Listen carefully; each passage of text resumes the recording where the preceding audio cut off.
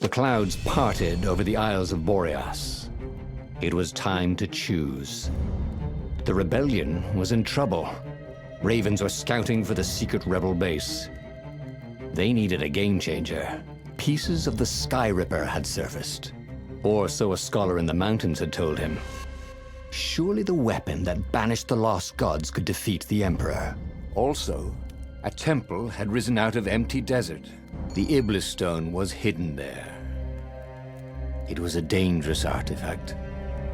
It could corrupt its user into a bloodthirsty monster. Maybe he could find a way to use it, to take its power without surrendering to its wickedness. And also, his old friend Lapino needed rescuing. Of course, Renato had a pretty strong suspicion that Lapino had betrayed the rebellion. But could Renato really leave an old friend to the Ravens? The island was windswept desert. No one went there except ostriches and ostrich hunters. The Iblis stone. It would whisper promises in his ear, offer him power for blood. But this time, Renato was sure he could master it. And so, Renato went ostrich hunting.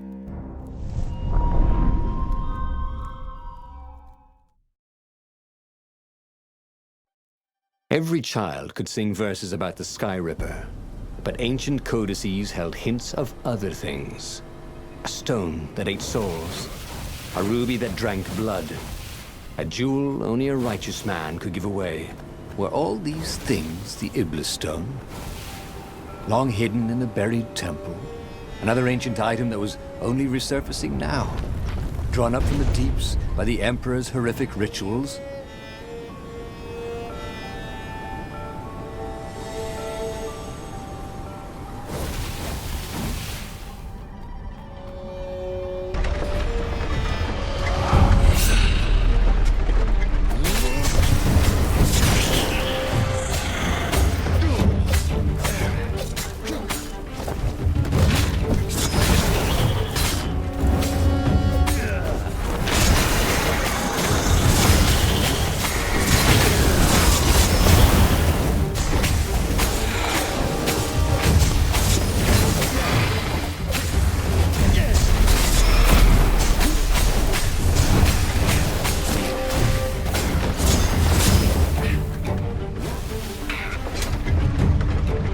Ravens were already here, cawing in frustration.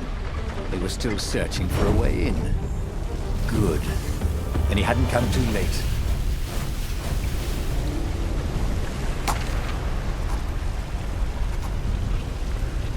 Swell. He'd always wanted to do that.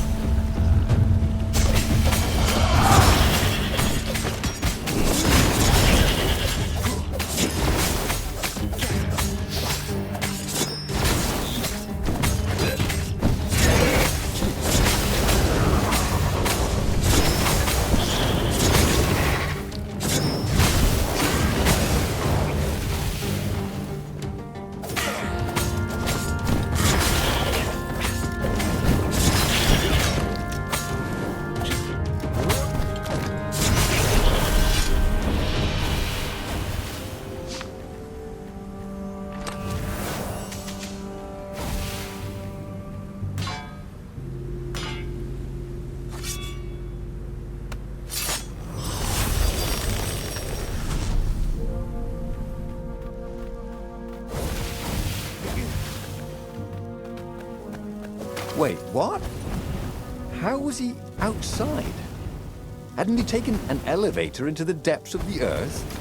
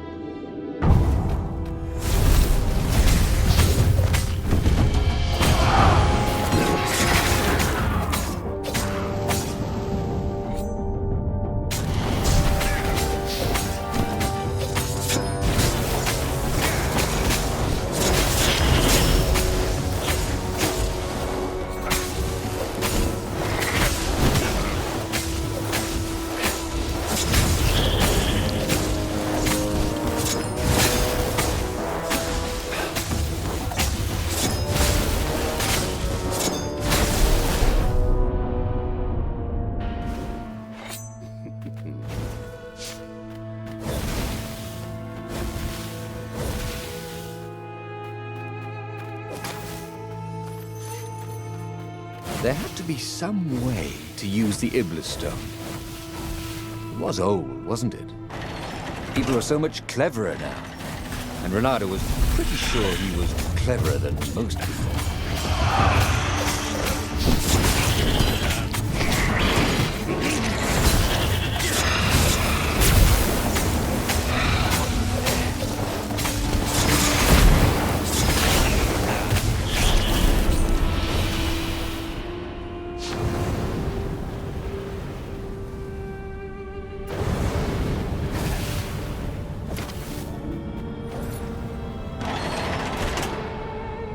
The Ravens at least could not get past this point. Obviously, the temple builders knew how to deal with tomb raiders.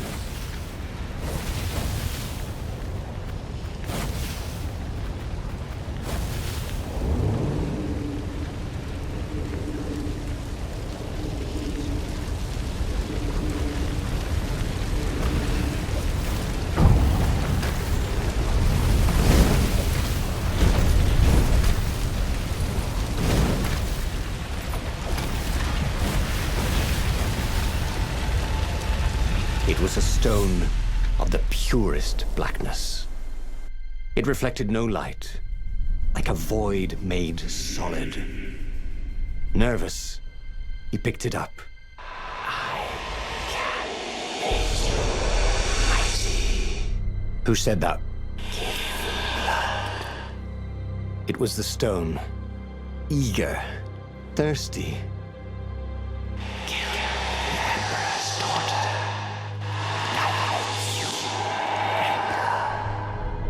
That seemed tempting and terribly wrong.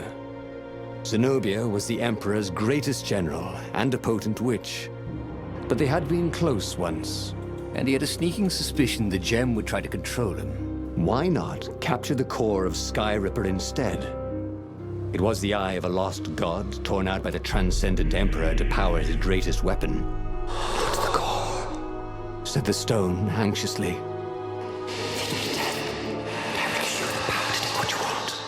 But even though Renato knew how evil the gem was, he had a clever plan for dealing with it.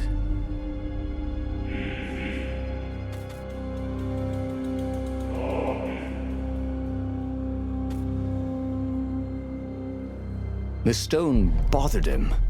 He hated being told what to do. Wasn't that why he joined the rebellion? Wasn't that why he'd refused to be a soldier? He'd agreed to come on board only if he could freelance. The stone felt a bit clingy, and he had a feeling it did not have his best interests at heart.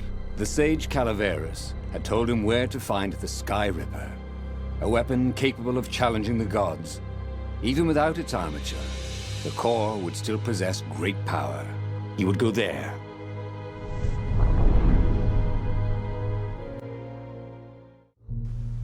The moment he landed the Farfarer, Renato had a rare feeling of regret. It's not too late, he thought. He could turn around and sail for Zenobia's island. He frowned. Wait a minute. He didn't want to kill Zenobia, did he? Sure, technically she was the enemy, but they'd been at sword food school together. They'd never been lovers, but somehow they'd been closer. She'd told him every secret about herself, except the biggest one. That she was the Emperor's daughter. No. Kill Zenobia, whispered the stone. Before it's too late.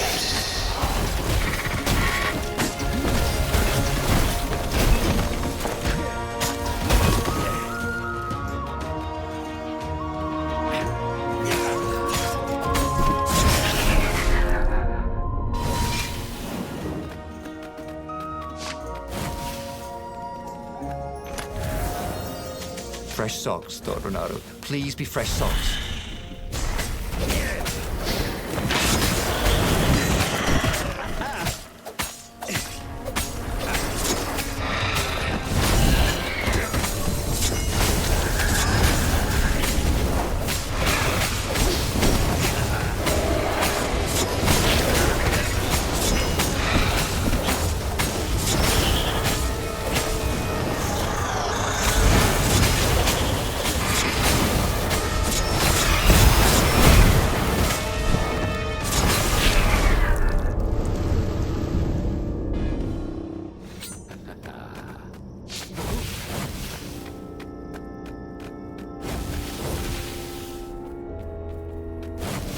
You almost never saw wild gogglers together like this.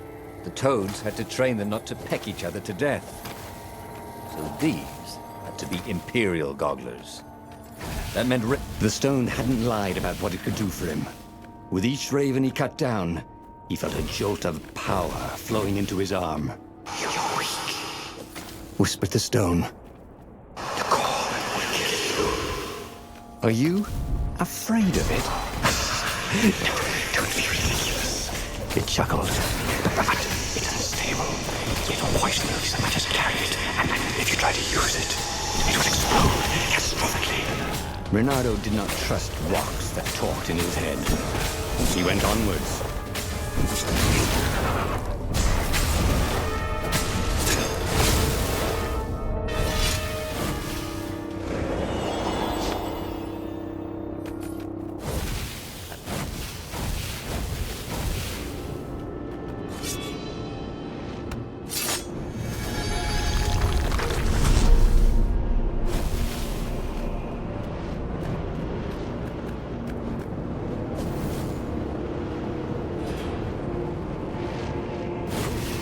The thing about puzzles was, once you solved one, you knew how to solve it again. Puzzles had no, what was the word? Replayability? Reynardo wondered if you could design a puzzle that would be different every time you played it. Wouldn't that be fun?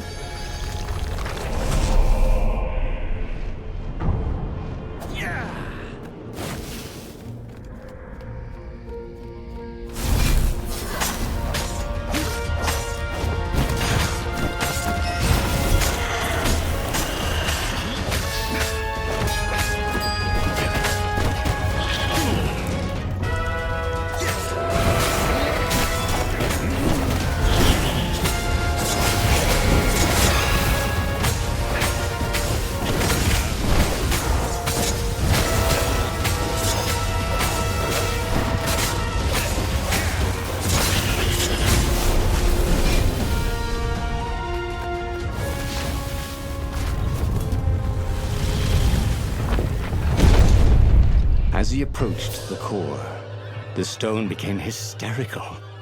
"No, it's too much power. We will rip a hole in space and time." He had a sudden vision of plunging his gauntlet into the core and dying in anguish. That wasn't his vision, was it? The stone had sent him its darkest fears, hadn't it? He had a sudden impulse to do exactly that. He raised his right fist and plunged it into the core. There was a rush of light. He thought he could hear the stone screaming. And then he passed out. When Reynardo came to, the core was gone. But the Iblis stone was no longer black, but glowing with a blue light. And it was silent. "I can't hear you," he sang out, and "You?" It didn't answer. "Ha!" he said. He had defeated the demonic gem with the power of his mind. He felt invincible. It was time to attack the Imperial outpost on the Nexus. Take the battle to the enemy. But among the huge crystals, there was also an observatory. A wise man would probably ask the scientists exactly what he had first. How wise was he?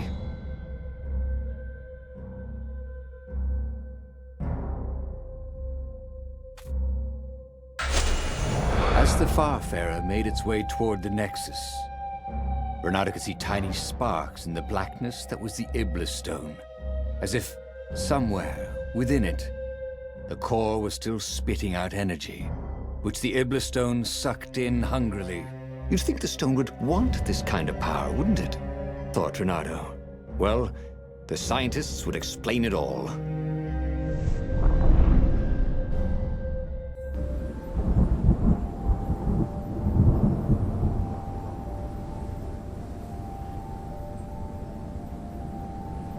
See? He'd trusted his gut, and it had worked out. That's what it meant to be a hero. To ignore the naysayers and the oddmakers, and do what you knew was right, and have it turn out to be the right thing. Well, he wasn't worried. Once he got to the observatory, the scientist toads could explain it. Then he could carry the war into the enemy's camp and destroy them all. Oh dear, he was getting a little bloodthirsty, wasn't he?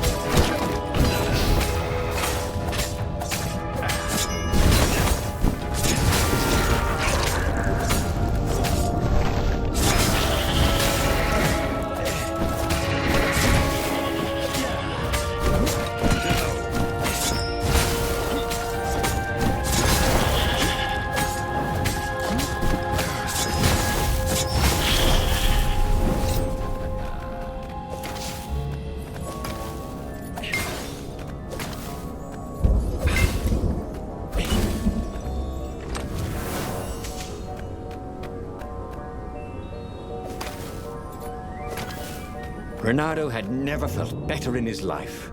Normally, a battle would wear him down and he would need a night's sleep.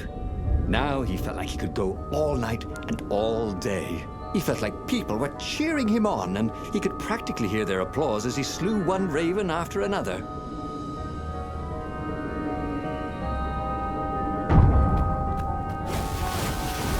The Imperial fleet was closing in on the rebels, forcing them to come out and fight. Reynardo was itching to bring the fight to the enemy. He had to remind himself not to be too reckless.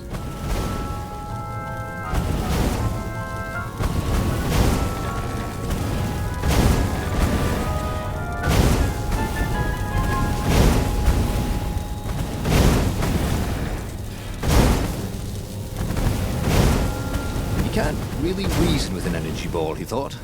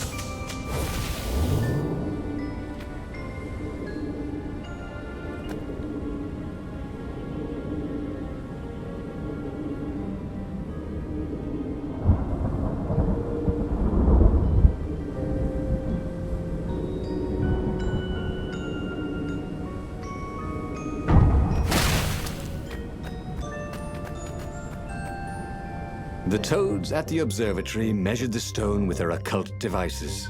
I fed it the core of Sky Ripper, explained Reynardo.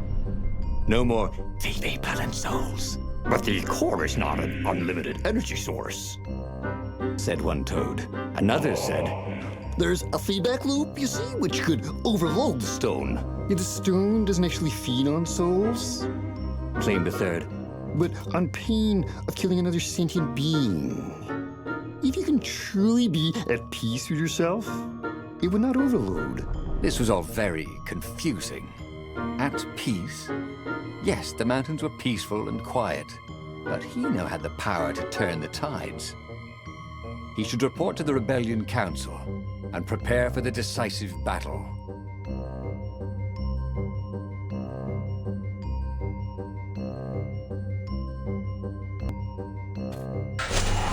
Reynardo couldn't make sense of anything the toads said, and listening to them argue made him restless. The Iblis Stone had made him a power in his own right. The core had kicked the Iblis Stone out of his head by filling it with more power than it could eat. It was time to meet the leadership of the rebellion. It was time to go to the ruins where they had hidden their secret base.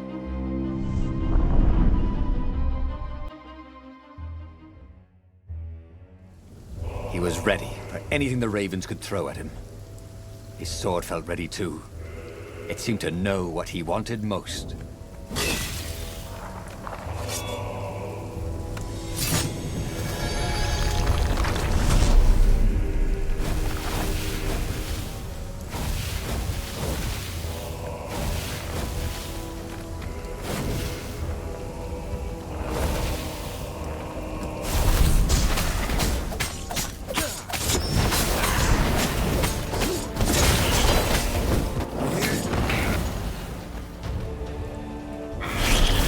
Renata wondered how much Hypatia had known about the book she protected.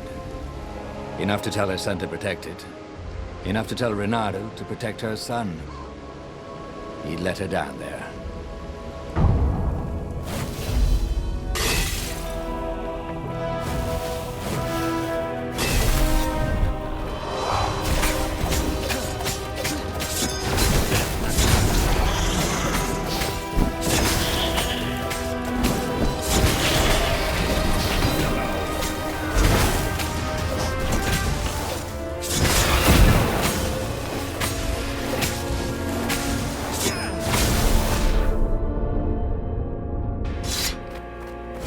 Iblistone wasn't pestering him anymore.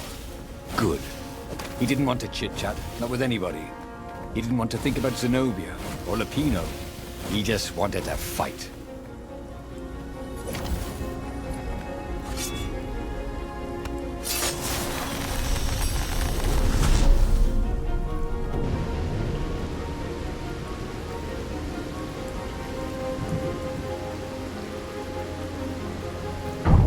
Hey, did you guys ever learn to swing dance?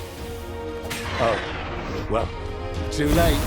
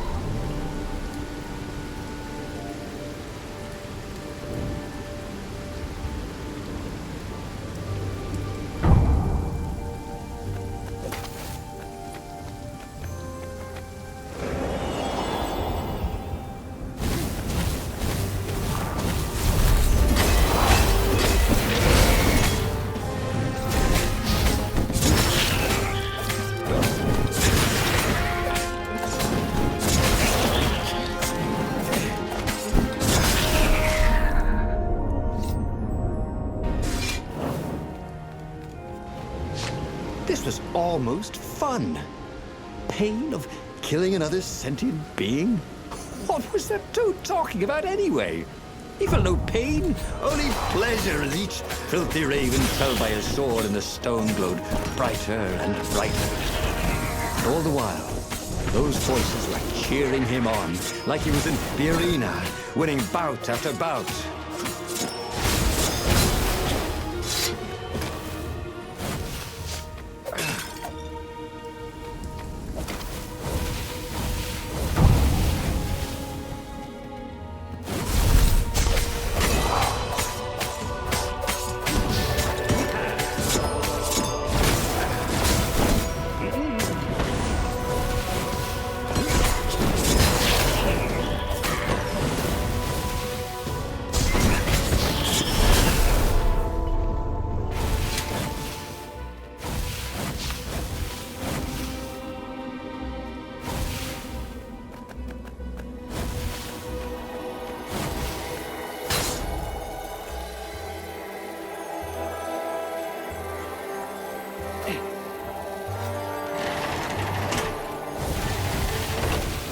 Long stairs.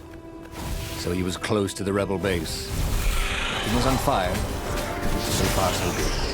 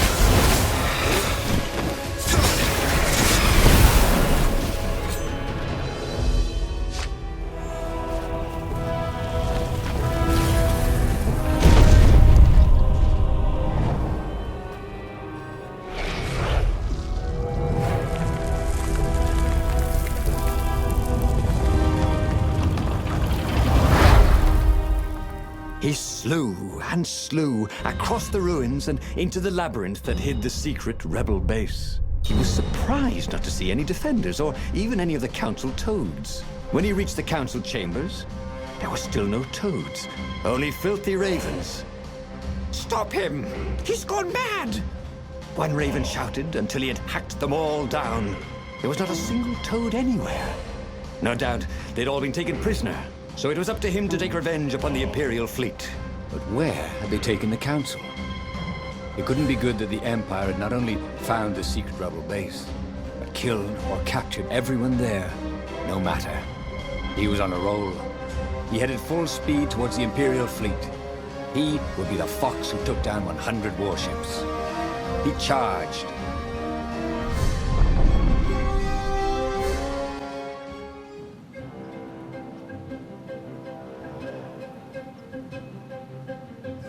The Imperial fleet was huge and deadly, but he was deadlier. The crowd was cheering him on. He could practically hear it. "Reynardo, the hero of the rebellion!"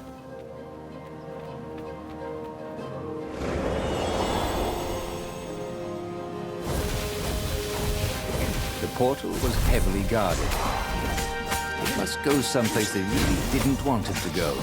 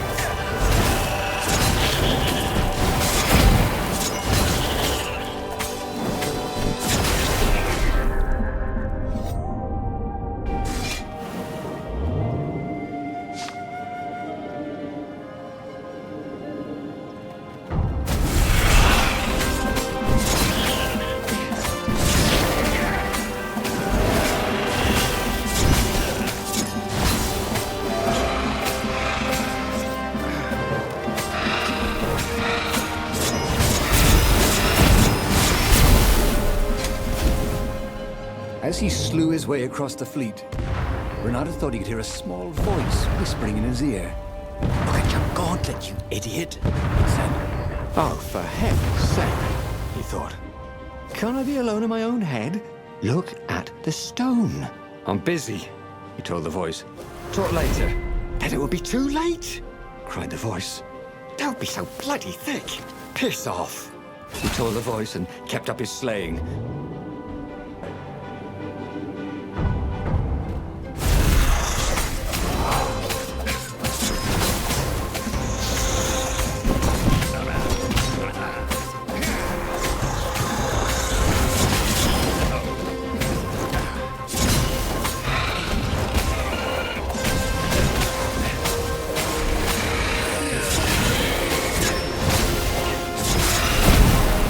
Reynardo felt ready to become faster, stronger, bolder. If only he could figure out which.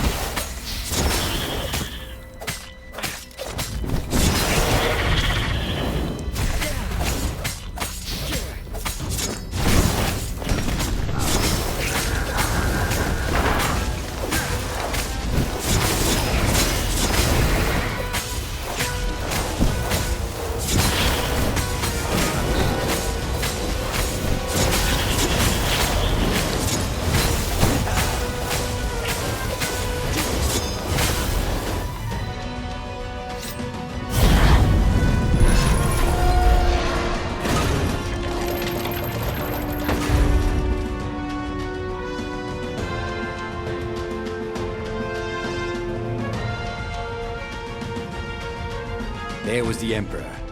Renato cut down his elite guard. The exalted Toad cowered fearfully. He had sought to evade death and only made death come to him faster. Renato savored the moment. And then, too quick, it was over. He stood over the dead Emperor. Death to tyranny! He shouted. Go, House, go! Zenobia stepped out of the shadows. You have to stop, she said. You've killed everyone. Our ravens, your rebels. You murdered the whole rebel council. What? And the ravens killed the council. You big idiot. They don't even know what the secret base is. Shouted Lapino, who was with her for some reason. Look at the stone, said Zenobia. It was black as night. Blacker. But I fed it the core, said Renato. It was glowing. Well, who needs a core, he said, and he attacked. Zenobia conjured her best, and Lapino hopped around like a mad rabbit, but he killed them both easily. I am unstoppable, he orated at the blood-soaked walls. I alone shall be emperor. The tiny voice inside him screamed, that doesn't even sound like you big fanny. The stone has stolen your mind. But he ignored it. Who listens to voices in their heads anyway? Madmen, that's who. He should go back to some of the choices he'd faced before. Maybe there were new paths that had opened up, like those doors he was opening up all over the map that took him to new treasures and around his enemies. And he hadn't learned anything new this time. He'd done the same thing twice, yet expected a different outcome.